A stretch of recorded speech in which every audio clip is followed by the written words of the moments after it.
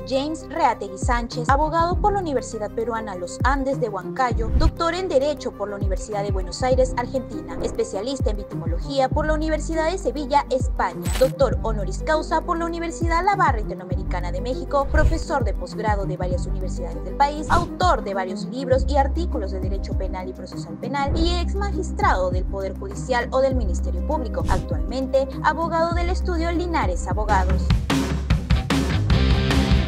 Hola queridos amigos de nuestra comunidad jurídica, les saluda Elio Riera y nos encontramos en Elio Riera el podcast. Bueno, es siempre un privilegio dotarnos de aprendizaje constante y permanente de referentes del derecho, ¿no? Personas que nos ilustran, nos capacitan y nos ayudan a crecer, lógicamente, en nuestra profesión. Vean ustedes, el día de hoy he tenido una ceremonia justamente con el señor decano del Colegio de Abogados de Lima Este y se ennoblece finalmente con el requerimiento que tenemos los profesionales, ¿no? Con las capacitaciones y ¿por qué no?, la forma correcta de crear derecho, ¿no?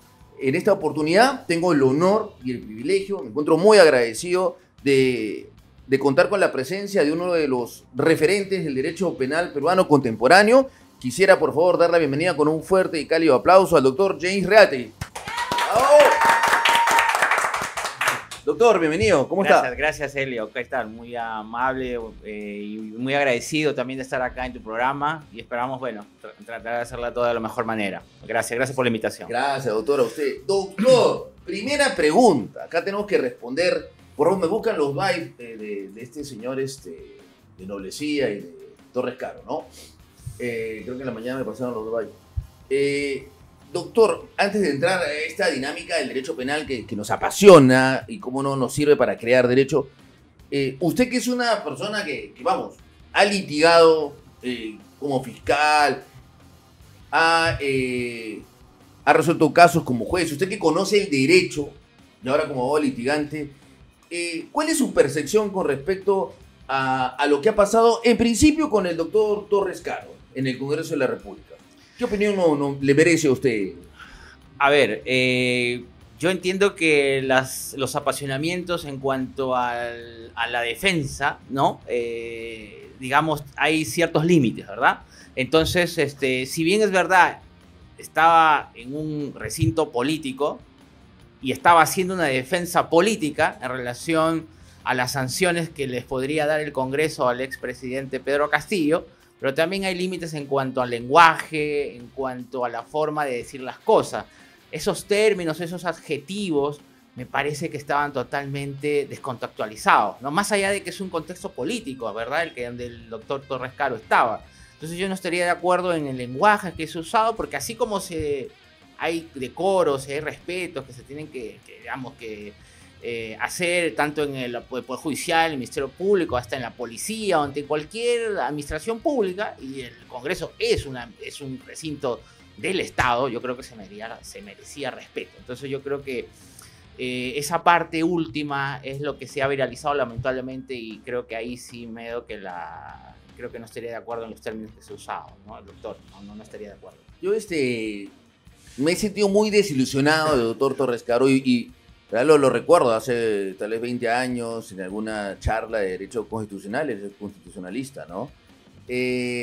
A veces lamentablemente te gana, digamos, el afán político y dejas de lado los pilares jurídicos que tenemos que sustentar, ¿no? Una defensa correcta y eficaz.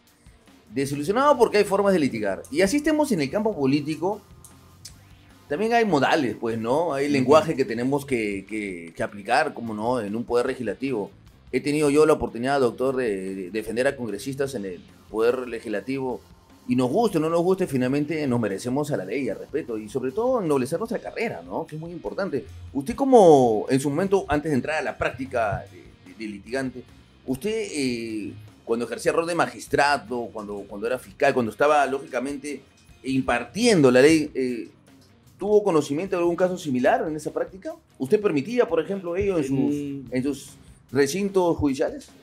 No, definitivamente ni un magistrado ni un fiscal va a permitir que hagan palabras de grueso calibre, ¿verdad? Nadie va a permitir eso, más aún si están en su casa, en su recinto laboral, ¿no? O sea, como tú bien dices, yo creo que por más de que sea un recinto político, hay modales, hay situaciones que deben respetar. Y para eso está pues, justamente el poder disciplinario, ¿no? El poder disciplinario que tiene el juez, que tiene el fiscal, para poder estabilizar o tratar de sancionar cualquier falta que podría haber. Y yo creo que el presidente del Congreso en ese momento histórico, digamos, para el tema este de la defensa política, yo creo que de todas maneras hizo bien en cortar la defensa y decir que se retire, ¿no? Obviamente. Yo creo que hubiese puesto, digamos, si hubiese estado en sus pantalones, en sus zapatos, como presidente o como de un tribunal, haría exactamente lo mismo. Yo coincido con usted, doctor. Yo particularmente, tal vez con un tono, quiero controlarme, pero en verdad, yo lo hubiera sacado. O sea, tengo el mayor de los respetos. Lo recuerdo como un abogado y quisiera llevarme ese recuerdo en mi mente, porque yo lo recuerdo, vamos, hace 20 años, en alguna charla en la San Martín, al profesor enseñando el derecho constitucional, y recuerdo, pues uno tiene las imágenes de los profesores, ¿no? Claro, Vamos, claro. te forman, ¿no? Entonces, llegar a un escenario y ver a otra persona de esa forma atacar un poder legislativo, por más que nos guste o no nos guste, yo considero que no se condice con nuestra profesión, doctor. Y es verdad, pues, porque lógicamente, imagínese usted como magistrado en su momento, que llegara un abogado a insultar no es la forma correcta. O sea, Entonces, definitivamente, no es la forma. Y el mensaje que dejamos a la comunidad jurídica es que, mire lo que ha pasado, por ejemplo, con el caso del doctor Noblecilla. Usted que ha hecho seguimiento, en este caso, el juicio de Pedro Castillo, y vamos a analizar ahora jurídicamente ello. Yo considero el doctor Pepe Neira considero uno de los mejores magistrados que hay. Y cómo no, yo he tenido pronunciamientos favorables y en contra con respecto a temas jurídicos. Tengo que respetar finalmente, así es el derecho. Pero creo que ahora el doctor Neira fue muy permisivo. Y en ese sentido, el ser permisivo genera que un abogado haga ese tipo de majadería, pues, ¿no? Faltar el respeto a magistrados y, bueno, al final ganarse una expulsión, pero no puede ser el mensaje. Considero yo, ¿cuál es su opinión, doctor, con respecto a lo que pasó en la sala del doctor Neira durante tantos incidentes? Yo considero que el doctor Noblecilla, pues el carácter, la vehemencia que tiene en relación a hacer los pedidos, a buscar, digamos, cualquier práctica de obstaculizar el seguimiento y, digamos, el trasfondo del juicio oral, en el caso del expresidente Pedro Castillo, pero igual volvemos a lo mismo, ¿no? Claro. El caso del doctor Torres Caro. Hay modales y hay respetos que se tienen que hacer. Y creo que el doctor, y ahí coincido contigo también respecto al doctor Pepe Neira, que ha sido obviamente permisivo hasta cierto punto y inclusive a él lo han sancionado en un tribunal judicial, ¿no?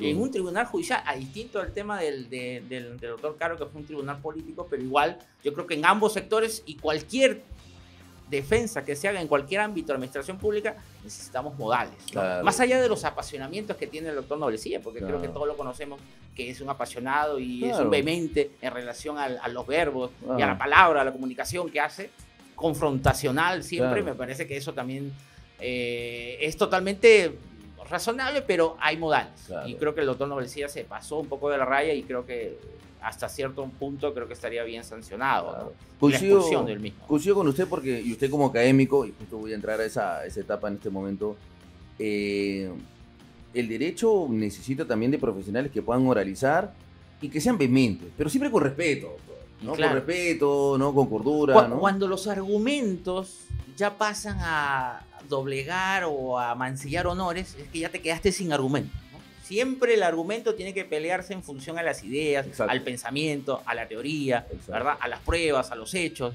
Exacto. a la ley. Pero ya cuando bajas a un nivel totalmente de agravios, de adjetivos, de mancillar honores, de blasfemar y todo ese tema, ya me parece que ya perdimos los argumentos jurídicos y nos vamos a otro tema. Y Sí. ahí es donde el magistrado o quien tiene digamos, la sartén por el mango, tiene que hacer su poder disciplinario. Claro, simplemente. Y bueno, coincido con usted, yo también sostengo ello, ¿no? Y el mensaje es claro para la comunidad jurídica, no con la persona, porque puede ser Pepito, Juanito, quien fuese, sino que el comportamiento no puede ser el mismo en audiencia, porque nuestra profesión justamente está destinada a defender derechos. Claro, porque ¿no? yo también soy vehemente, yo Claro. también, Sí, y claro. creo que tú también lo eres, y todos de alguna manera nos ha ganado un poco el apasionamiento, pero sin perder la cordura, Lógico, ¿verdad? El lógico. respeto, ¿no? Lógico. Ese tema, ¿no? Y Claro. sin adjetivar a nadie, ¿verdad? Definitivamente. Porque eso suena mal, digamos, No, queda suena- más como persona. Queda mal como persona. Por ejemplo, yo al señor Noblecilla lo he escuchado decir, no, usted, señor arquitecta, vaya a construir casa. Es una falta de respeto a una dama y también a los arquitectos y también a nuestra profesión.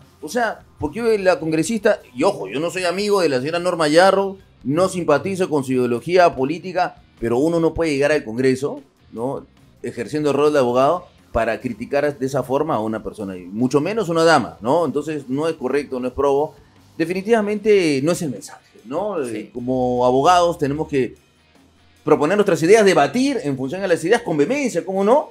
Pero siempre con respeto. Claro, ¿no? Con claro que sí, respeto. claro que sí. Doctor, usted es uno de los, y hablo de las revelaciones del derecho penal contemporáneo, porque usted es uno de los, si no decir el único, uno de los abogados que tiene más de 40 libros, ¿no? En su elaboración. Sí. Doctor, cuénteme cómo ha hecho, porque yo, a ver, se lo resumo, me he demorado un año Ajá. en que Carolina Maricel Horna ha estado atrás mío día y noche para hacer un libro de etapa intermedia, y ahora quisiera también su opinión, voy a tocar ese tema.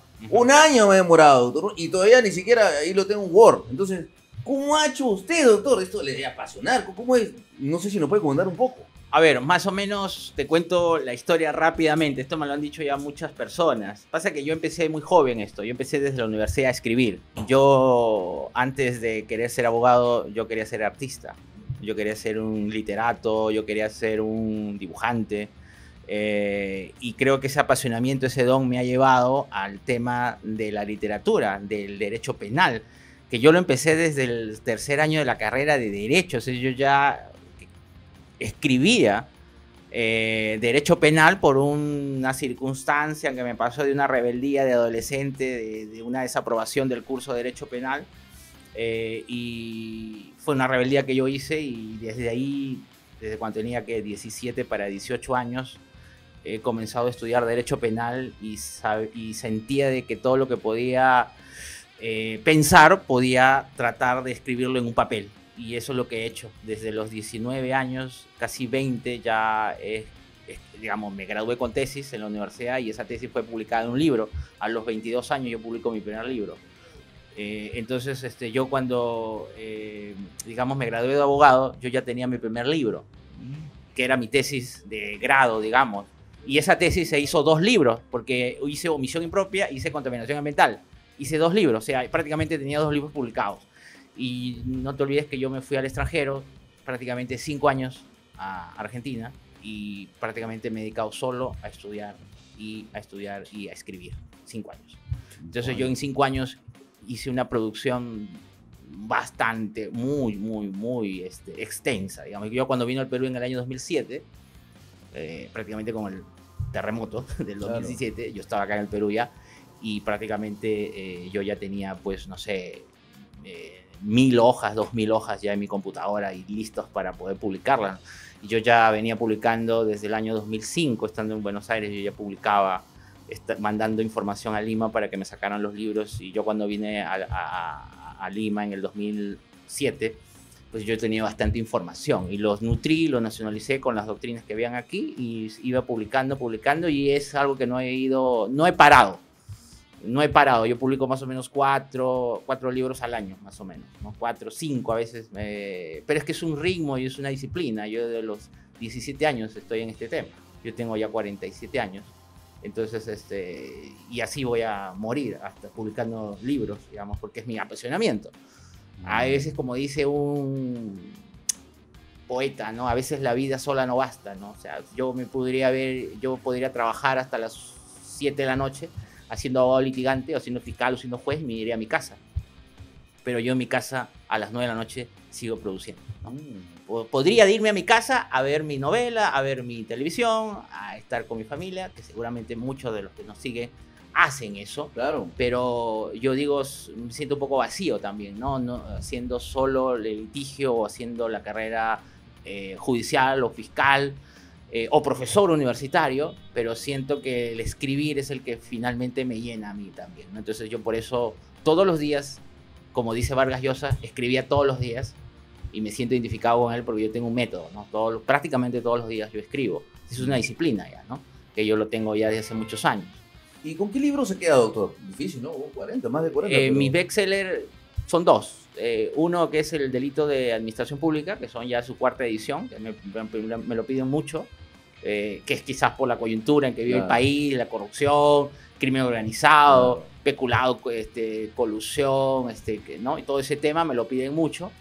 Y después está el otro libro que es Delitos Patrimoniales, que ya hacen su tercera edición también, ¿sí? Tercera edición, que son los libros que yo considero que son los libros más importantes que he escrito. Aparte de mi tesis doctoral, que es sobre el delito de omisión impropia, que fue publicado tanto acá en Lima como en Buenos Aires, ¿no? Doctor, dentro de estos delitos de su bestseller, cuando usted hace referencia a delitos de la administración pública, justamente se están haciendo propuestas de mejora, y lo voy a evitar, por favor, para que pueda colaborar en esta mesa de trabajo. Y va a sentir lo que yo siento, doctor. Vamos a llegar, vamos a trabajar y nos van a golpear otros congresistas a decir que estamos comprados. Pero bueno, es parte de hacer historia. A veces la gente no entiende que uno quiere decir una mejora, pues, ¿no? Pero piensan de que es solventado. En fin. Doctor, esta figura de la concusión con el peculado y el cohecho, ¿podría, para nuestra comunidad jurídica, para nuestros seguidores, de manera puntual y esquemática, lo podría usted ejemplificar y cómo se da? Claro, la concusión es el funcionario público que, digamos, insinúa al administrado sobre la base de una coacción, ¿verdad? O sobre un abuso del cargo para que le dé un beneficio patrimonial. El clásico ejemplo, el policía que lo para al microbusero o al, digamos, que va andando por la carretera, al que va conduciendo por carretera, le dice: si tú no me das 5.000 soles, lo interno tu vehículo. Y no hay ni sí ni no. O sea, no hay posibilidad de que el transportista pueda negociar. Si no lo hace, se lo van a llevar su carro. Entonces, ahí hay una amenaza, hay una coacción. Esa es la concusión. Sí, sobre el abuso de autoridad que presente el funcionario, ya no le queda opción al administrado. En el cohecho, sobre la base del mismo caso, sí hay posibilidad de que el administrado pueda elegir. Hay una voluntad que él pueda elegir. Por lo tanto, él dice: bueno, no tengo 5.000, pero si quiero te doy 3.000. Y hay una negociación previa. Entonces, en esa negociación previa es que se produce el cohecho, sobre la base de que el funcionario acepte o lo solicite, pero sin coacción. Sin coacción. Esa es y con el tema de peculado, me dijiste, con el peculado en el peculado lo que pasa es hay algo particular, porque en el peculado hay una administración que realiza el funcionario público de caudales públicos, y en base a esa administración, como el alcalde, el gobernador, ¿verdad?, administra fondos, él hace uso o se apropia para fines privados. Para fines privados, ¿no? El peculado es el hurto o la apropiación ilícita que hacen los funcionarios públicos para quedarse con los bienes del Estado, ¿verdad? Ya sea para él o para una persona vinculada a él, ¿verdad? Y siempre tiene que haber perjuicio en el peculado, porque si no hay perjuicio, no habría peculado. En el cambio, en el cohecho y bueno, cohecho es un delito de mera actividad, o sea, no hay que esperar a que efectivamente salga la papeleta o un juez, digamos, salga la resolución. Basta que el juez haya aceptado o haya solicitado el medio corruptor para que se consume el cohecho, en este caso específico, ¿verdad? Y en la concusión es un delito de resultado, porque ahí se necesita que, digamos, un perjuicio patrimonial en el administrado, ¿no? Que haya realizado el perjuicio o la contraprestación, ¿no? Por ejemplo, doctor, yo recuerdo recientemente una noticia y me gustaría conocer su opinión jurídica, ¿no? No estamos hablando de temas políticos, jurídicos. Al doctor José Domingo Pérez recuerdo que se le abrió un proceso porque tuvo una audiencia, ¿no? Y él hizo su autodefensa, bueno, lo hizo en su despacho, peculado de uso, porque estaba en su despacho y su computadora. Eso porque estaba haciendo su defensa, ¿no? En horario de trabajo.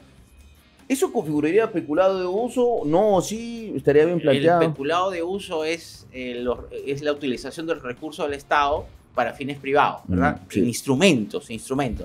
En el peculado de uso, evidentemente, hay que usar los bienes para fines distintos a lo que estaban propuestos, ¿verdad? Utilizar, no sé, computadoras, laptops, no sé, artículos de escritorio, ¿verdad?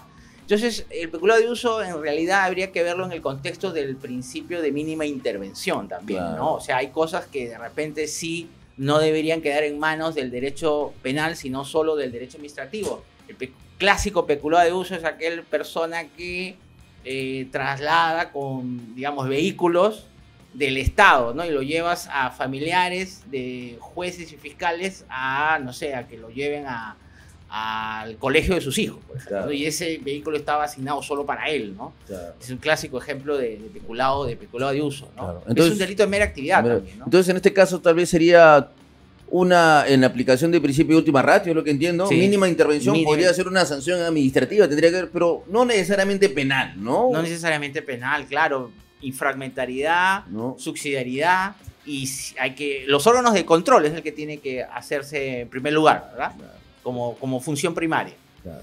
Doctor, usted es catedrático universitario de la Universidad de San Juan Bautista, peruana de los Andes de Huancayo, ¿no? Sí, sí, Y la claro. Universidad de Zipán.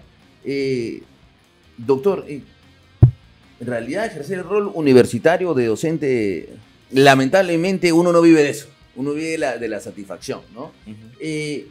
¿Cómo ve finalmente este alcance que usted brinda en estas universidades? ¿Cómo ve a la comunidad jurídica? ¿Han cambiado los tiempos? ¿Se mantienen? ¿Cuál es su percepción con respecto a los alumnos que ahora acuden a estas universidades? Yo creo que el gran cambio que ha sufrido las universidades después de la pandemia es la digitalización y la virtualización, ¿verdad? Sí, O sea, pues. porque antes había todo el tema presencial, me acuerdo que viajaba mucho hace ya algunos años, pero luego, o sea, viajábamos a todo el Perú para Claro. hacer las docencias de posgrado normalmente, ¿no? Pero ahora, después de la pandemia, quedó la virtualidad y todo se hace ya a nivel de casa, ¿verdad? Entonces, los viajes ya no se hacen y creo yo que eso de alguna manera restringe y ya no es La mediación, esa inmediación que hay entre el profesor Claro. y el alumno, ¿verdad? Eso se ha perdido. Claro. Al menos en posgrado, Claro. la regla es la virtualidad Sí. y la excepción es la presencialidad, ¿verdad? Entonces eso es lo que creo que es el gran cambio que he podido sentir. Y el tema de la digitalización de los libros, ¿no? Porque hoy ya todos los libros están digitalizados y todos los pasas por WhatsApp, y eso Ahora creo que ha sido una maravilla, ¿no? A Sí. nivel de la tecnología, creo que te llegue un documento a tu WhatsApp o una resolución judicial o un libro a tu celular, me parece que es una maravilla del siglo XXI. Sí, Es pues. lo mejor que ha pasado. Pero por otro lado, para quienes nos dedicamos a la investigación, digamos, a la academia, quienes publicamos libros, artículos, pues los editoriales estaban pasándola muy mal porque ya prácticamente Ya no hay. todo se digitaliza No. o todo está en lo audiovisual, ya Claro. no tanto en la literatura de papel físico, ¿no? Es verdad, ¿no? Y a veces incluso tenemos que subvencionarlo porque, bueno, las editoriales lamentablemente ya con este tipo de mecanismos digitales ya no están produciendo, es verdad. Ujú. Doctor, ¿cuál ha sido dentro de toda su experiencia como abogado litigante o tal vez como magistrado, en algún momento usted resolvió casos, cuál ha sido el caso más desafiante que ha tenido en su carrera? Que lo ha puesto contra las cuerdas, ¿no? Aquel que uno dice, no sé, este caso me representa a mí. ¿Recuerda usted alguna...? En mi carrera como juez y como fiscal me parece que han sido muchos casos, ¿no? Pero creo que los casos más controvertidos y donde se ve el drama humano es en las audiencias de prisión preventiva. Yo como juez de investigación preparatoria en Lima Sur, ya hace algunos años, me tocó lidiar con las audiencias de prisión preventiva todos los días, Qué complicado, prácticamente, ¿no? Y a veces cuando uno declara fundada una prisión preventiva a personas que, por ejemplo, son los delitos de corrupción de funcionarios o de cuellos blancos, Claro. que es ahí creo donde digamos, el drama es un poco más fuerte porque, digamos, enfrentas a prácticamente colegas, ¿no? Claro. Colegas, jueces, fiscales. Yo era magistrado de primera instancia, veía a fiscales adjuntos provinciales o secretarios que habían lamentablemente caído en temas de coima, ¿no? En supermercados, digamos, en algunos centros, en restaurantes que hacían las intervenciones, la fiscalía y la policía, los intervenían en flagrancia, un hecho de corrupción, y eso iba llevado a mi juzgado y yo tenía que resolver ese tema. Entonces, para mí me parecía un tema, no solamente desde el punto de vista jurídico, que lo tenías claro, prácticamente ya uno ya agarra un cierto manejo de, digamos, los graves y fundados elementos de convicción, la pronuncia de pena, el periodo procesal, la proporcionalidad de la medida, la duración de la misma, todo eso lo tienes claro, pero otro es el tema también un drama humano, Claro. que a veces hay personas que de repente digan, wow, no quisiera estar en ese drama. Eso quizás fue lo más complicado de mi carrera. Y después estar en los penales, porque juez de investigación preparatoria no solamente es estar en el juzgado, sino que en esa época que era presencial, tenías que ir a los penales. Claro. El penal de Cañete, en el penal de Lima Sur, que se llevaba en Lurigancho, por ejemplo. Yo iba ahí a hacer las audiencias porque ya estaba a veces prórrogas, veías prórrogas de prisiones preventivas, ¿no? Claro, claramente, o prolongaciones de prisiones preventivas. Eso lo tenías que ver necesariamente en el penal también, ¿no? Yo a veces, doctor, me llevo con el sinsabor, pero veo que no es así, que a veces algunos magistrados no se humanizan, ¿no? Es que, sí, pues no, me pongo a pensar, todos los días ven prisiones preventivas y lo verán, ¿no? Del día a día, ¿no? Sí, Ahora, sí, usted, ¿no? mi respeto ¿No? es porque el juez de investigación preparatoria tiene algo que quizás algunos, por ejemplo en Colombia, cuando yo estoy en Bolivia, ¿no? Me dicen, el juez de investigación preparatoria en el Perú dicta la resolución oral. Claro. Oral, o sea, es por mandato de la ley, el 271 dice el Código Procesal Penal que el juez tiene que dictarla inmediatamente luego de terminada la audiencia. Entonces esa capacidad de ordenar en su mente toda una resolución judicial con parte considerativa, expositiva y la resolutiva y con los considerandos, la parte jurídica, la parte de justificación externa, interna, o sea, darle una forma. Y eso es totalmente complicado, Claro, me sí, parece, ¿no? y eso es lo más resaltante, creo yo, de los jueces de investigación preparatoria en el Perú, que yo me saco el sombrero por todos ellos. La verdad, hacen un trabajo extraordinario y que es valorado en otros países, porque en otros países es escritural. Claro. La prisión preventiva tienes que hacerla por escrito. Por escrito. Por escrito. Por ejemplo, conversaba con varios amigos colombianos, me decían, no, eso es imposible. Puede haber raro. No es que, no, acá es la regla, Y, doctor, ahora usted que ejerce actividad como abogado litigante, será otro enfoque, ¿no? Defender a una persona y ver al frente al juez, Yo ¿no? creo que siempre ¿Cómo se siente? ¿Cómo me lo han dicho? Porque yo he estado en los tres escenarios, he sido juez, he sido fiscal y ahora soy abogado litigante. Pero creo que el derecho es único, ¿no, Elio? Me parece, ¿no? El derecho penal, el derecho procesal penal es único. O sea, la teoría del delito que maneja el fiscal es la misma teoría que el abogado litigante maneja y sería la misma teoría que maneja el juez, ¿o no? O es que, salvo yo me he puesto en ese escenario, que el juez sea causalista, que el abogado sea finalista y el fiscal sea funcionalista.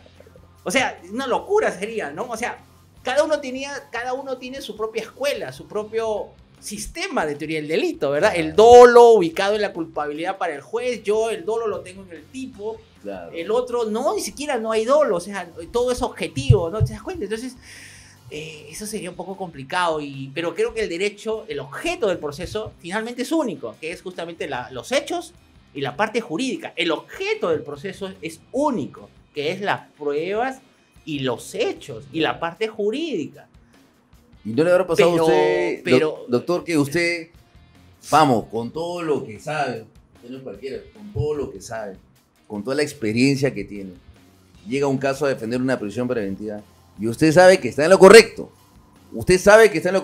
y se enfrenta a un fiscal, que el fiscal le va a decir siempre que no tiene la razón, es difícil, ¿no? Bueno, ya es parte del fiscal, pero ¿cómo se siente usted? No sé si le ha pasado que usted que sabe, porque usted sabe de derecho penal, ¿quién va a decir lo contrario? Profesor, catedrático, académico, posgrado, va a defender su teoría del caso. Bueno, comprende que el fiscal siempre diga otra cosa, es entendible porque es la contraparte.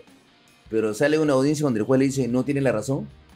¿Cómo se ha sentido ahí, doctor? Claro, sí, totalmente desilusionado, ¿no? ¿Verdad? Porque uno va con toda digamos, la fuerza de poder litigar, de poder tener la razón, pero finalmente el quien tiene la decisión es el juez y hay que respetarlo. Sí, Yo creo que en un Estado sí. democrático de derecho hay que respetar la Sí. decisión y hay los canales Sí, para la apelación, Sí. ¿verdad? Y yo considero que en el Perú los de primera instancia, el tema de la provisionalidad hace mucho daño. El estándar que maneja un juez de primera instancia no es el mismo estándar que maneja un juez de segunda instancia.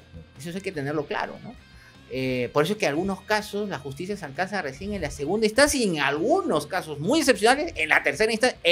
Instancia no es una instancia, es una función de seguridad jurídica que vas a la casación, ¿verdad? En la casación algunos encuentran justicia en ese lado, aunque sea teóricamente no es una justicia material la casación, es una función nomofiláctica, básicamente de dar seguridad jurídica. pero algunos se la encuentran ahí, ¿no?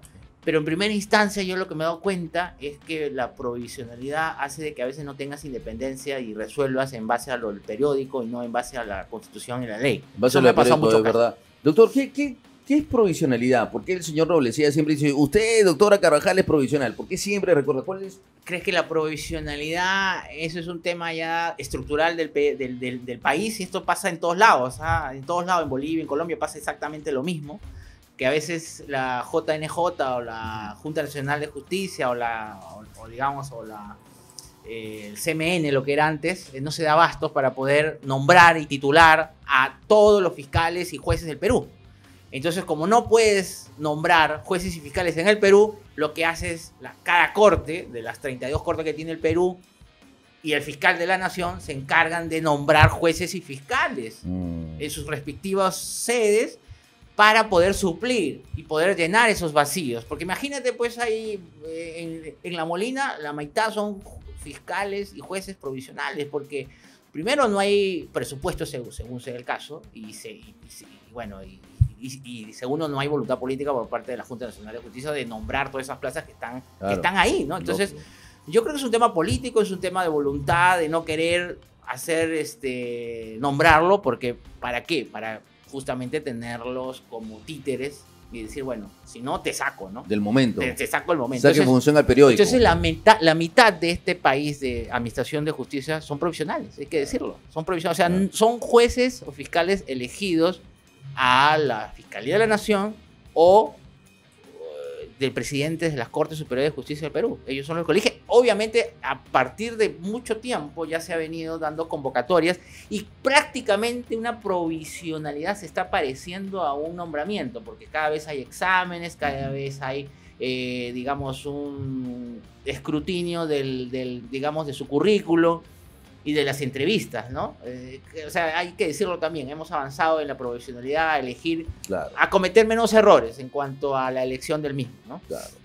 Bueno, definitivamente muy importante, y las mejoras que se tienen que hacer por voluntad política, ¿no? Deberían asignarse un presupuesto, porque si no, lamentablemente, como usted menciona, los jueces están sometidos a un brazo indirecto, ¿por qué no decirlo? Claro, y además el tema también económico, de remunerativo, ¿no? Porque en los últimos años los jueces y fiscales han incrementado su sueldo, esto en base a lo que el gobierno de Yantumala en el año 2000, me parece 14, y hubo un incremento fuertísimo, no solamente para los titulares, sino también para los provisionales, que era una distancia terrible, inclusive ahora esa distancia se ha alargado un poco más porque los jueces ya se les ha incrementado, los jueces titulares de primera, segunda y tercera instancia. Bueno, la tercera instancia, los vocales supremos, ya ellos tienen un bono aparte, ¿no? ¿Verdad? Y todo ese tema, pero me parece que debemos trabajar más en que la provisionalidad se parezca a la titularidad en cuanto a bonos, porque la responsabilidad es prácticamente la misma. Debería ser lo mismo, doctor. Sí, sí. Es la única forma de sembrar igualdad entre todos.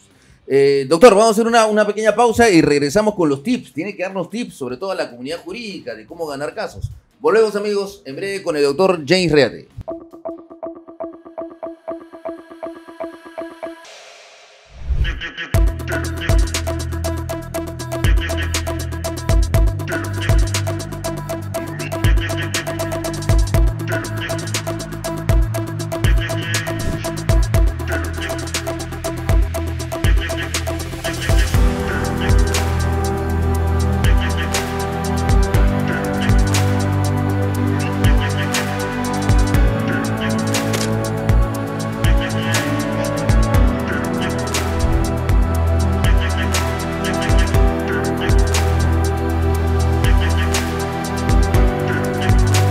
Yo no soy un hombre creíble, puedo saber de todo el derecho del mundo, puedo conocer el caso espectacular que puedo tener la área de la, pero lo único que va a pasar es que pueda decir, este es tu banco integral.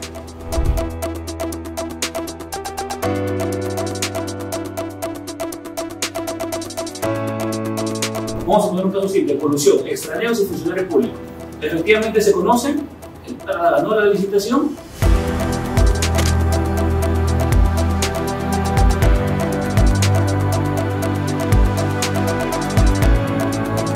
Es un principio supranacional.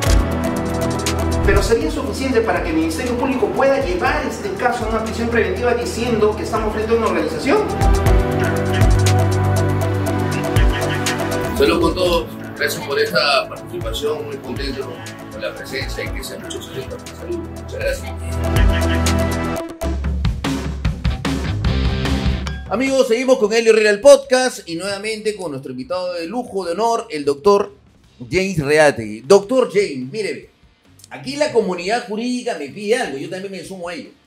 Doctor, y a propósito, por favor, de este libro, El delito de organización criminal, aspectos políticos, criminales, sustantivos y procesales, el cual presento, es un ejemplar claramente didáctico y sobre todo muy comprensible para la comunidad jurídica a efectos de que podamos utilizarlos, como no, en la temática de organización criminal, elaborado por el doctor James Reategui. Felicitaciones, doctor, porque en verdad que hacer literatura jurídica es muy complicado al día de hoy. Lo felicito y me saco el sombrero. Doctor, a propósito de este flamante libro, la comunidad jurídica desea saber los cambios que se han dado por el tipo penal de organización criminal. ¿Lo cambiaron, regresaron, una ley? ¿Con cuál nos quedamos? ¿Qué pasó que ha hecho el Congreso? Si podría, por favor, aclararnos ese tema. Claro, el delito de organización criminal, antes llamado asociación ilícita para delinquir, en el año 2016 hubo un gran cambio, ¿verdad? Se cambió y dijo que ahora ya no hay que concentrarnos en ese delito, en los delitos finales,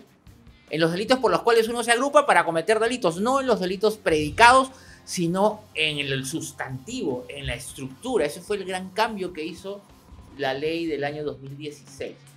Sin embargo, todavía seguía siendo gente procesada como que si fuera una coautoría amplificada, ¿no? Todavía seguía siendo procesado gente que todavía solo por el solo agrupamiento, sin presentar la estructura. Tuvo que salir, ¿te acuerdas, Helio? En el año 2017 la Sala Penal Nacional tuvo que sacar un acuerdo plenario distrital para decir que son 5 elementos que se necesita probar, que el fiscal necesita probar en un juicio oral. El elemento temporal, el elemento estructural, el elemento personal y el elemento funcional, el elemento teleológico, ¿verdad? Esos 5 elementos tienen que probar. Luego, en el año 2019, sale un acuerdo plenario. En el año 2019 la Corte Suprema dijo, oye, aparte de esos 5 elementos, vamos a sumarle 2 más.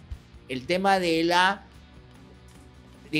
que el autor o los autores tengan que tener una cadena de valor de una economía ilegal de mercado. Es decir, que los sujetos activos controlen una economía ilegal de mercado. Eso estaba ya en la jurisprudencia, Helio, del año 2019. Recién en el año 2014, a partir, esto hay que decirlo, de muchos casos donde congresistas, periodistas, ministros estaban siendo procesados por organización criminal, tuvo que salir el Congreso a decirnos, oye, un momentito, vamos a cambiar el delito para que no sea tan elástico, tan fácil de reprimir. Vamos a ponerle algunos candados, ¿ya? Vamos a ponerle unos candados. Vamos a traerlo de la jurisprudencia, que ya no va a estar en jurisprudencia. Esa es la economía ilegal de mercado. Vamos a traerla ahora como norma. Vamos a ponerlo ya como tipo especial, tipo base en el 317. Y aparte, a los delitos finales van a ser delitos que tengan mayor a 6 años de privación de libertad. Es decir, solamente delitos cuando uno se agrupa digamos se agrupa o pertenece a una organización criminal, sea de aquellos delitos que sobrepasan los 6 años. Esa es la ley 32.108 en agosto del año 2024. ¿Te acuerdas, Helio, que en ese momento la prensa, todos dijeron, hoy pro crimen, no puede ser? O sea, prácticamente es un escándalo, ¿verdad? ¿Cómo que el Congreso está legislando a favor de la delincuencia y no a favor de los ciudadanos? Está poniendo demasiados candados, o sea, nunca se va a poder reprimir un delito de organización criminal. Pero yo pregunto, eso ya estaba en la jurisprudencia del año 2019. Claro. Y el tema del estándar del delito final de 6 años estaba ya en Palermo, en la Comisión de Palermo, que decía 4. Bueno, acá se puso 6, pero ya decía 4 en la Comisión de Palermo en el año 2000.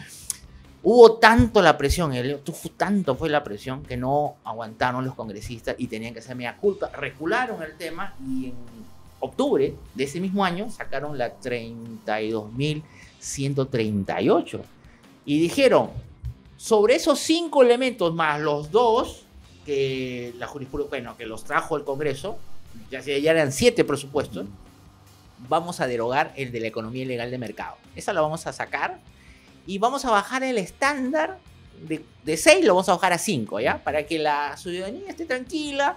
Saben que nosotros estamos legislando ya no solamente, o sea, estamos legislando para la sociedad. Con eso se apaciguó un poco, conservando los 5 elementos, temporal, teleológico, todo eso, funcional, todo eso se conserva, como repito, se elimina la economía ilegal de mercado y se baja de 6 a 5. Pregunto yo, tema básico de derecho penal, ley penal en el tiempo, basta que una ley esté vigente, Claro. y aun cuando haya sido derogada en el tiempo, basta que haya sido puesta en vigencia y sea favorable a los Claro, intereses se le aplica. del procesado o del condenado, claro. porque el artículo 6 del Código Penal te da esa opción, principio de favorabilidad o el llamado tempus regis actum, ¿verdad? ¿No? Ese es el tema de la ultraactividad benigna. Pese a que está derogada ya, esa ley 32.108 es la que todos los abogados están presentando excepciones, están presentando tutelas, articulaciones procesales, para que esa ley es la que se aplique. Claro. Por más de que haya sido derogada, pero ese ha estado vigente y ha sido favorable, porque el estándar era elevadísimo. Claro. Después obviamente se relajó un poco, no te olvides que ahí estaban los casos de los galácticos, el tema de la Federación Peruana de Fútbol, había muchos casos mediáticos, el caso Orellana, todos esos casos, algunos lamentablemente han tenido que anularse o han tenido que reestructurar la pena. Es así, es el juego, ¿no? O sea, estuvo vigente esa ley, la 32.108, y a partir de ahí se articularon muchas acciones a favor de sus defendidos, ¿no? Entonces, eso es lo que ha traído el delito de organización criminal, que a mi juicio, la diferencia es que el delito de organización criminal hay que probar la estructura, y si no se prueba la estructura, entonces quedaríamos en un delito de banda criminal. Si no está la estructura, con jerarquía, con brazos legales, no sé, brazos, digamos, de protección, ¿no? Si no se prueba todo eso, no solamente en un organigrama, sino también pues a cada organigrama hay que poner sus elementos de convicción.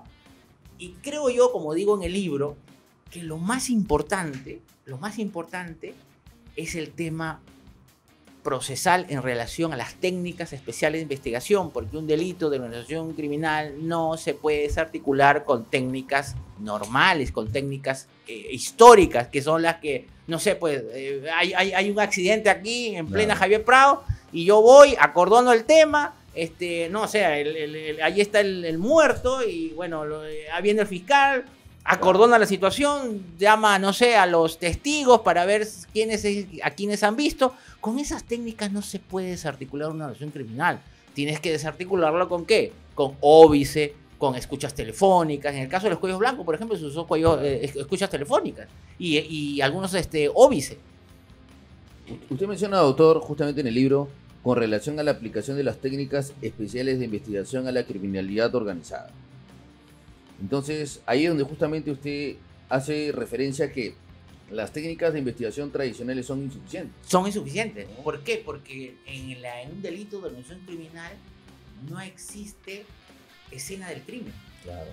No es algo material. Un delito de organización criminal se da en escenario cerrado, en escenario clandestino, normalmente. Y además linda mucho con lo neutral y lo estereotipado, porque son personas que están trabajando en una empresa, son personas que están trabajando en un local, son personas que están reunidas en un restaurante, están comiendo, están almorzando. Claro. Pero nadie sabe que lo que están haciendo, están acordando meter una bomba en el Congreso, o están queriendo matar a varias personas.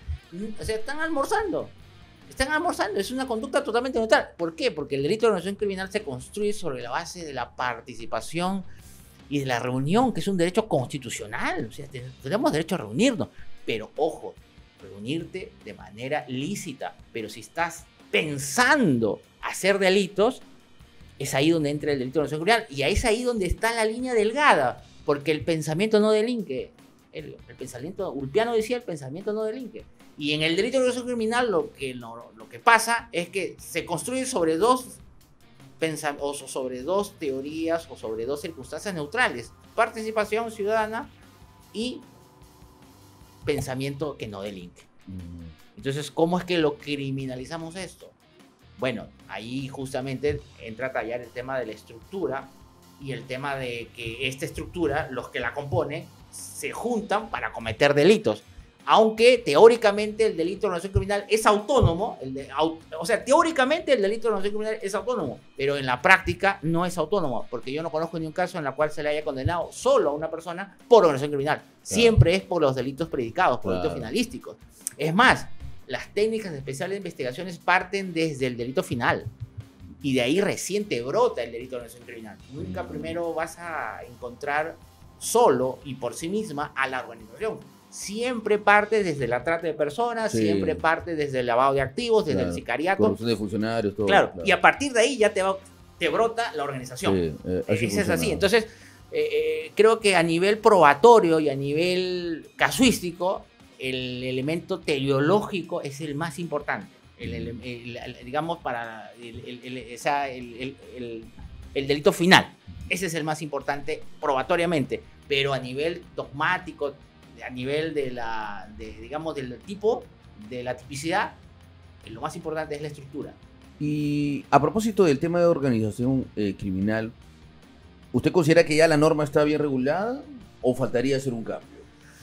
Yo consideraría, tal y como está la norma, está demasiado complejo a partir de otras legislaciones. Por ejemplo, en Colombia no se regula como la tenemos, en Bolivia estado hace poco, tampoco está regulada. Nosotros tenemos un tipo penal bastante complejo, porque se necesita, primero, que el sujeto activo tenga que reunirse y conocer con los demás integrantes. Segundo, que tienen que coordinar. Tercero, que tengan que, hacer tareas y funciones. Cuarto, que tengan que tener un tiempo determinado. Sexto, que tengan que, y que tengan que reunirse, porque lo que da sentido al delito de organización criminal es justamente hablar sobre un delito. Porque tú puedes reunirte, puedes tener tareas y funciones, pero dentro del ámbito de la neutralidad. Pero lo que da sentido al delito de organización criminal es justamente la decisión común. El elemento teleológico es lo que finalmente creo es lo más importante, probatoriamente y hasta, dogmáticamente también, ¿no? Porque ahí lo que da sentido a la estructura es precisamente hablar de delitos graves que pasen de 5 años de privación de la libertad, ¿no? Claro. Entonces, ¿había una necesaria reforma con respecto...? Yo consideraría que yo siempre he dicho que el delito de organización criminal es el termómetro de una política criminal, porque recuerda que hace 30 años el delito de organización criminal no estaba regulado así. Claro. Y eso es por la política criminal que vivimos ahora con los sicariatos, la corrupción. Ahora el delito además porque los mismos que están haciendo la ley son los mismos que están procesados por organización criminal, esto hay que decirlo, ¿no? Esto hay que decirlo. Los mismos que están en el Congreso o que están en el poder ya sea ejecutivo, legislativo, son los que han estado siendo procesados por este delito. Entonces ellos también lamentablemente han creado una norma a sus propios intereses para que no se les aplique y han subido el estándar demasiado, porque me parece que está el estándar elevado. Prácticamente es imposible poder condenar en este momento a un delito de organización criminal. La idea es bajarlo a lo que estaba hace 7 años atrás, en el año 2007. No consideraría que esa fuera la opción correcta. Yo creo que lo que habría que hacer ahí es derogar por lo menos dos aspectos del 317. Por ejemplo, que los integrantes de una organización criminal se conozcan. Porque el tipo penal ahora exige que todos se conozcan, que todos sepan quién es. Me parece que eso es prácticamente imposible de poder probar por un fiscal. Prácticamente todos los casos de organización criminal ahora están por banda criminal o están por el delito de la parte especial, porque no te olvides que colusión tiene su propio organización criminal, circunstancia agravante. Peculado tiene su propia organización criminal y ahí sí se exige, o al menos ahí sí se está un poco más relajado, porque ahí sí el tercero vinculado, por ejemplo, se criminaliza. Para la fiscalía es totalmente loable, aplaudible que el tercero vinculado, es decir, aquella persona que solamente cumple, el delivery, el que solamente cumple un encargo de la organización criminal, ya esa persona debía conocer de todas las actividades que realiza la organización, ya por ese encargo, y que obviamente sea de una manera recurrente, permanente, pero sin estar en la estructura misma de la organización criminal, ya sería parte del mismo, ¿verdad? Eso está, por ejemplo, en peculado, eso está en malversación de fondos, eso está en colusión. No lo he visto en tráfico de drogas y no lo he visto tampoco, por ejemplo, en sicariato, donde se sigue haciéndoles que pertenece a la organización criminal, ¿no? Ahí sí se exige al menos lo que está en el 317, ¿no?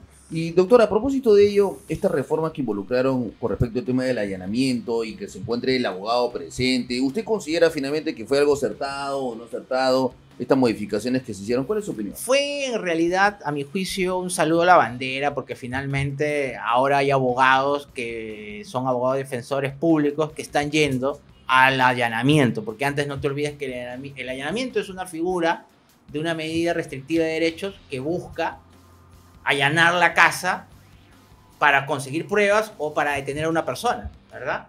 Y que claro, la ley, lo que pasó el año pasado es que sacaron una ley para decir de que, oye, si vas a allanar a una persona, a un afectado, tiene que estar su abogado defensor presente en la diligencia.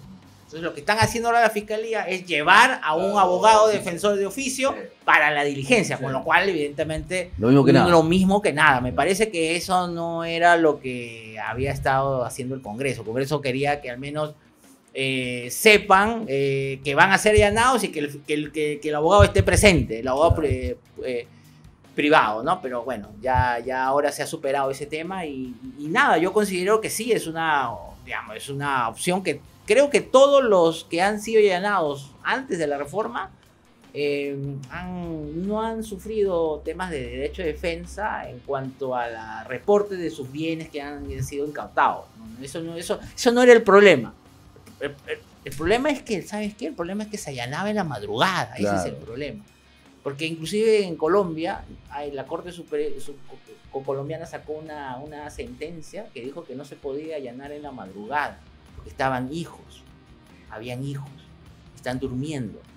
O sea, ahí hay otro derecho que se está vulnerando. No solamente el tema de la casa, del inviolabilidad de domicilio, sino el derecho al sosiego, ¿no? Ese tema, ¿no? Claro. Ese tema. Entonces, yo creo que está bien eso de que, bueno, pero ahora se permite, en ese tema no ha habido una regulación legal. Igual se quedan en la madrugada con todo. Lo que pasa es que justamente para detenerlo también, porque se hace en madrugada para detener a la persona. O sea, se busca pruebas, pero también se busca la detención de la persona preliminarmente, ¿no? Sí, pues, sí. Y el desarrollo de esta coyuntura denominada por algunos leyes pro crimen, ¿usted está de acuerdo, en desacuerdo? ¿Qué es lo que ha pasado ahí? Lo que pasa es que son cambios cíclicos que ha vivido el país. No te olvides que en la ley pro crimen está el tema de la prescripción que sacó la ley Soto llamada, claro, que decía 1 año, ¿verdad? Es un tema, digamos, que no se ha hecho la diferencia con crimen organizado. Claro. No te olvides que en crimen organizado son 36 meses de investigación y que obviamente un crimen organizado de 100 personas no vas a poder hacer toda la investigación en todo lo que dure el tipo penal, la pena máxima más 1 año, que es lo que ahora está. Entonces claro, es imposible que podamos o que se pueda de alguna manera llevar a buen puerto una investigación. Plazo razonable, 1 año. Yo tengo mis dudas para el delito de organización criminal, para los casos de organización criminal, y tengo mis dudas para los delitos complejos, para los procesos complejos. Me parece que está excelente para procesos comunes. Me parece que el año que establece adicional en el artículo 83, 84 del Código Penal me parece que es totalmente razonable, pero para procesos comunes. Para los otros procesos me parece que habríamos que hacer una diferencia ahí, no sé, de repente hacer un reajuste, pero en líneas generales yo creo que es el tema del cambio cíclico que vive la política criminal en el Perú, pues, ¿no? Y después de repente va a venir otra reforma y lo va a subir. Ya de 1 año va a ser 2 años. Esto en base a la política criminal, ¿no? Que siempre se va moviendo en base a la coyuntura delictiva, la política criminal que vive el país, ¿no? Y doctor, en relación al tema de la colaboración eficaz, que también tiene su plazo, claro. Tiene su plazo. ¿Qué opina usted con respecto a esta reforma? No, también la misma que hago que en el tema de la prescripción, ¿no? Porque la prescripción en el tema, digamos, lo mismo que te había dicho, el tema de la colaboración eficaz, 8 meses más 4 meses de prórroga. De ahí, igual para los delitos de crimen organizado, también igualito, no hay ninguna diferencia y no hace ninguna... O sea, sí hace una clasificación, pero para el delito de organización criminal me parece que en 1 año y medio hacer todo el proceso de colaboración eficaz.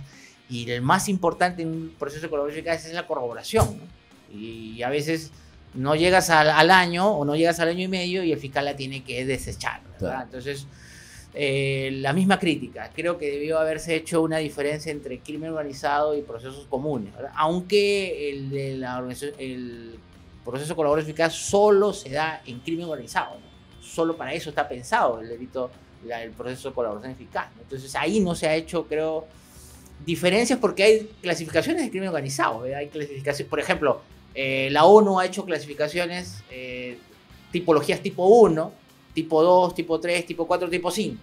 Cada estructura tiene diferentes maneras de hacer su pesquisa, ¿no? Entonces me parece que ahí no se ha hecho diferencia en la naturaleza de cada estructura o de cada crimen organizado.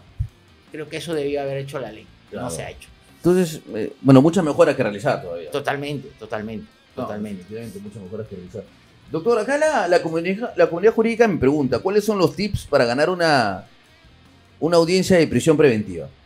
¿Qué nos podría recomendar? Una audiencia de prisión preventiva depende. Si eres fiscal, el tip más fuerte está en los graves y fundados elementos de comisión, claramente. Sí. Si el fiscal tiene los elementos de comisión que lo van a vincular al imputado con el delito, el fiscal tiene todas las de ganar, porque el juez, lamentablemente, está pensando en el primer elemento. Sí. Si hay elementos que lo vinculan, yo creo que estás en un 70% que la declare fundada. Y los tips para el abogado de la defensa no está en el primer elemento, no está en el peligro procesal. Ahí es donde creo que está tu gran esfuerzo y litigación que puedas hacer como abogado defensor está en el peligro procesal. Es decir, descartar el peligro de fuga o descartar el tema de la obstaculización de la averiguación de la verdad. Y me parece que el abogado del otro tips que debía atacar es el tema de la proporcionalidad, porque este elemento está siempre a favor del imputado, es pro homine. No te olvides que la proporcionalidad es pro homine. Y en la proporcionalidad no subsumes, no vinculas, como en la del primer elemento, sino ponderas. Y el abogado defensor, si maneja la ponderación en el sentido de que, oye, en este caso, por más de que haya elementos de convicción y mis pruebas de peligro de arraigo no están suficientemente acreditadas, pero en la ponderación y manejando las alternativas que en el Perú lamentablemente no se ha hecho, porque más le hemos dado importancia a la prisión preventiva, hemos hecho acuerdos plenarios, hemos escrito muchos libros sobre prisión preventiva, yo me incluyo, y creo que hago media culpa, porque creo que debí, en vez de escribir un libro de prisión preventiva, debí haber escrito un libro sobre comparecencia. Porque la comparecencia es la regla. Entonces yo creo que todos los doctrinantes, todos los académicos, todos los jueces fiscales se han concentrado en la criminalización, en el tema de darle mayor cobertura a la prisión preventiva, donde no era el mensaje, me parece. El mensaje es más la comparecencia. Yo te pregunto, ¿cuáles son los estándares probatorios que se necesitan para la comparecencia? ¿En qué ley o en qué norma está? No está sistematizada, está desperdigada, es un buen punto, asistemática, ¿no? O sea, claro. La jurisprudencia no se ha puesto de acuerdo, finalmente, porque unos dicen grave y fundado en la comparecencia, otros dicen, no, doctor, es sospecha reveladora, nada más. Entonces, no se ha establecido el estándar probatorio. Entonces, eso es un gran problema. Entonces, el tip, en resumen, si eres abogado, peligro procesal y proporcionalidad. Si eres fiscal, en el primer elemento. Y si eres juez, tienes que manejar todas las categorías, ¿verdad? Claro. Todas las categorías de los 5 presupuestos materiales de la prisión preventiva. Doctor, la comunidad jurídica también nos pregunta, ¿qué recomendaciones me pueden dar cuando inicio un alegato? En el juicio oral. En el juicio oral, ¿no? En el juicio oral, el alegato de inicio, me parece que es el tema... depende, si tienes una defensa positiva, es decir, has presentado suficientes pruebas que te la han admitido en la etapa intermedia, haces un alegato exhibiendo tus pruebas. Por ejemplo, usurpación agravada, tengo 7 pruebas, 7 elementos de convicción, más 2 testigos, 3 testigos, eso tengo que exhibirlo en el alegato inicial.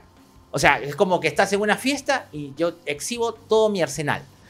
Esa es una defensa positiva. Pero si no te han emitido pruebas, como normalmente puede pasar, porque son abogados que a veces no han tenido la expertise en la etapa intermedia de presentarlos, ya tienes que trabajar sobre un alegato negativo, sobre una defensa negativa. Es decir, todas las pruebas exhibidas por el señor fiscal, desacreditarlas uno a uno.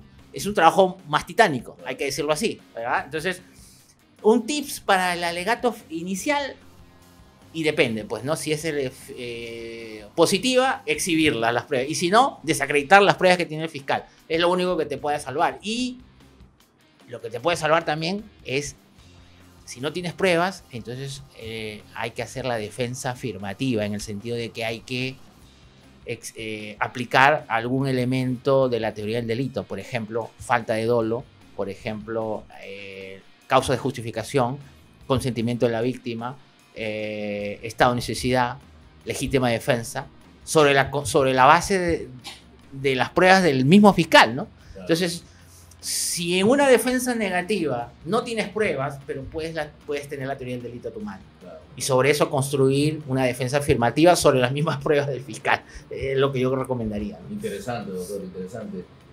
Doctor James, nos ha quedado muy corto el tiempo. Valioso, cómo no, su aporte para la comunidad jurídica, talentoso también el rol de ser académico y cómo no incentivar, en este caso a los jóvenes a escribir. Es difícil, es complicado hacer academia jurídica acá y es algo que tenemos que resaltar. Me gustaría que por favor le brinde, ¿sí?, la comunidad jurídica un mensaje final para todos los seguidores que día a día nos acompañan con respecto a los cambios jurídicos y sobre todo a cómo crecer como abogados. Claro, yo creo que lo que siempre digo, que el apasionamiento es lo que nos va a llevar a ser grandes, ¿no? Si a mí lo que me ha llevado a escribir tantos libros y a estar vigente en la academia de mi país es justamente la motivación que tengo, digamos, desde adolescente. Yo creo que eso es lo principal reto que hay que hacerlo. Hacer lo que te gusta. Me parece que eso es lo más importante, ¿no? Hacer lo que te gusta. Hacer lo que me gusta.